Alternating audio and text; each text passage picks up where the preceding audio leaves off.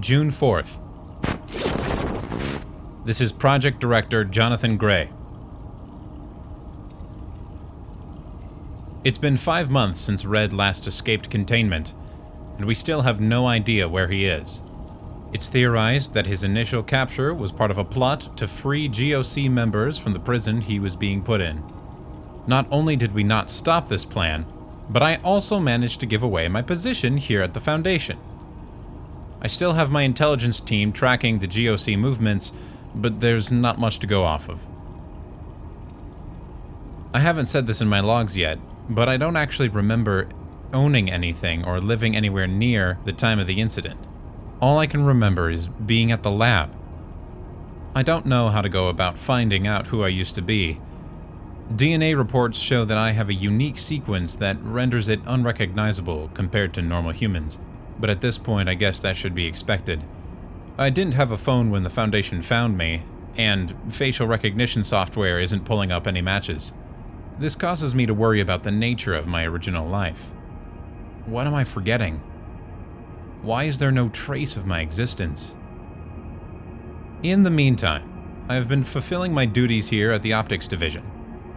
The Mobile Task Force of Gamma Theta, or PRISM mates, are effective and efficient. Under my direction, they have traveled the world and captured multiple items and creatures that have greatly increased our understanding of anomalous optic physics. One curious object, SCP-1123, is a human skull missing its lower mandible and all of its teeth. There is an inscription of blood on it that appears to grow more and more fresh as a subject approaches it. The other details of the object aren't important to the Optics Division, so we only got access to the optic testing logs. Research is still ongoing. We have also discovered the presence of another clone of mine. He goes by the name of Hezekiah Yellow, and he is, quite frankly, a real pain in my...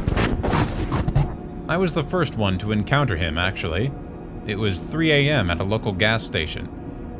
I had recently started drinking to numb my senses of the guilt while conducting experiments with human anomalies. As I was exiting with my third bottle of whiskey that night, he approached me and asked if he could bum a 20 off me. He was dressed like a 70s hippie and smelled terrible. I nearly shot him then and there, thinking that he might be there to kill me. But after talking to him for a bit, I realized that he was so intoxicated that it was unlikely that he even knew he was talking to his clone. I told him I would call him a cab and notified my security team. He didn't resist. He just went on and on about the art scene in Muncie, Indiana, and how trashy it was. I have never been to Muncie, but from the way he described it, you would expect it to look more like a redneck version of the land of Mordor. When we put him in the interrogation room, he still didn't realize what was going on, so he answered almost every question with nonsensical poems or simply giggled to himself on the floor. We were shocked to find that his blood alcohol content was 0.6%, which is well above the lethal threshold. Not only this, it seemed that he had traces of nearly every narcotic known to man in his bloodstream. We even managed to isolate a completely new form of narcotic that seems to have anomalous properties. After 10 hours, he seemed to finally realize that he wasn't at his studio, and he began talking about his work as an artist. This first official interview goes as follows. This is Interview 1 of SCP-6290-3. Interviewer, Dr. Gray. Interviewee, Hezekiah Yellow.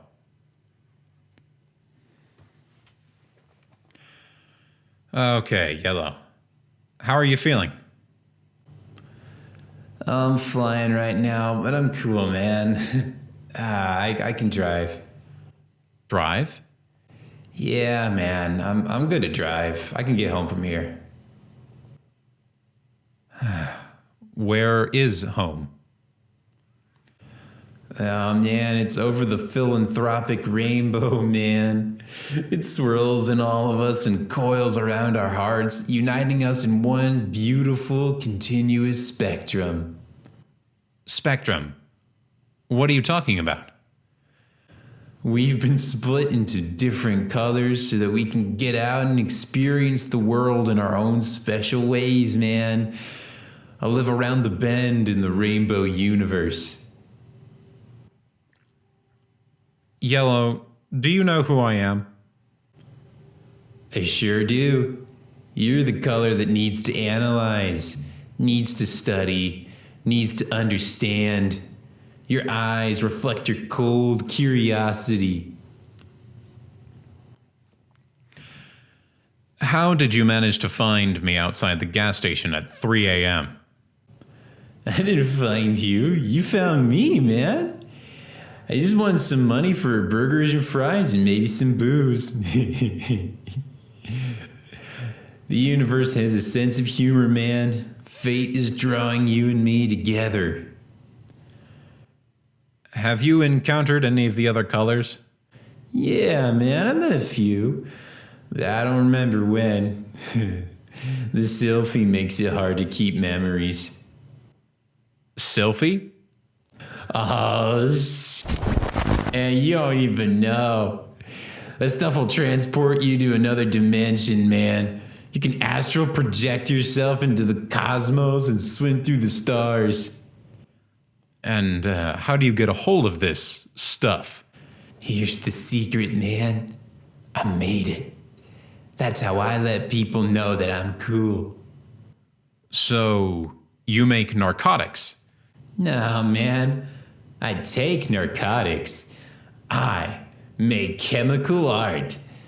And the human body is my canvas. I see. Yellow, what can you tell me about the events leading up to and after the prismatic incident? Well, you should know. You were there. I want you to tell me about your experience. What you remember. Ooh, well, I don't really remember much from that time. It's fuzzy these days. I remember a flash of colors. It was the most beautiful thing I had ever seen. Then I remember running from the crazies when all they started talking about killing people. It's just not a good vibe to be around, man. What did you do after you ran away? I went back to the apartment and I tried to find... Apartment? Where was this? It was on the upper floor of that shabby-looking Mexican place. I don't remember what it was called. But I got up there and I realized it didn't have a key, so I climbed the fire escape and got through the door window. Not the door, just the window. The door window. I unlocked the door from the inside so that we wouldn't have to use the window again. What did you see in there, Yellow? It was so weird, man. I saw pictures of people I didn't recognize. All the stuff in there felt like it wasn't mine. I don't remember what I did in there, but I do remember hearing a knock on the door. I locked it. I was just so freaked out, man. Whoever it was just started pounding on the door, like trying to knock it down. I jumped out of the window on the fire escape and, ran out of there. After that, I hitchhiked to Florida, and that's where all the cool stuff was. I didn't think to look through the peephole, man. That would have been a good idea. Oh, man. I think I'm coming down. You'd better ask your questions fast, because we don't have much time. What do you mean? My head, man. Oh, I hate this part. Okay, I'm going to call a medical team, and it's going to be all right. No need. I'll see you some other time, friend. Whoa! What's going on? Peace, man. Security!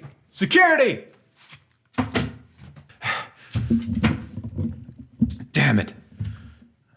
This is Dr. Gray, signing off.